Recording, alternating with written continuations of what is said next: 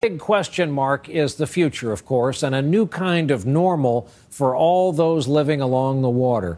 It's where we begin here tonight. Our chief environmental affairs correspondent, Ann Thompson's here with us. And Ann, how did we learn all of this today? Well, the information comes from a group of international scientists, Brian, and it shows that we are living climate change in real time. Growing zones in this country are moving north. This July was the warmest month on record. And tonight there is new information that reveals just how fast the world's ice sheets are melting. The numbers are staggering.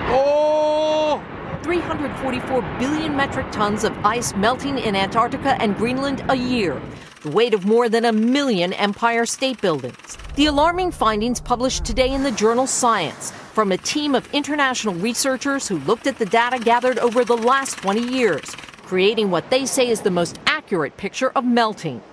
In Antarctica, the east region is gaining ice, but it's not enough to make up for the loss on the rest of the continent.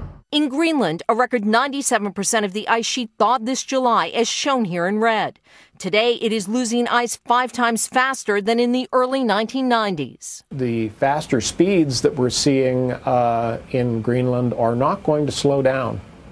That's not the way ice sheets behave. The melting accounts for 20% of sea level rise in the past 2 decades, according to the study, adding 11 millimeters. It doesn't sound like much until you consider it's like pouring in more than 26 Lake Tahoes. Antarctica and Greenland are the vastest reservoirs of ice on the planet. All told, they hold hundreds of feet of sea level rise. And that's the worry. Many of the world's cities are in the crosshairs. Most of the people around the world live in coastal areas. It's where most of your major cities are because that's where ports are.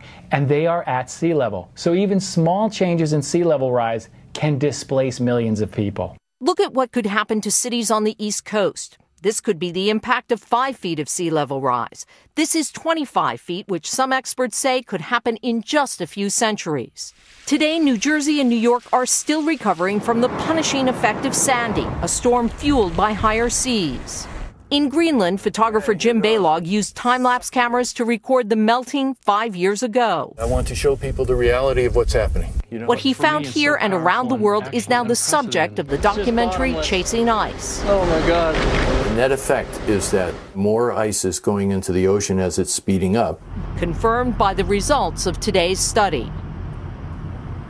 Now, another report this week says sea level rise is happening 60% faster than the United Nations predicted in 2007.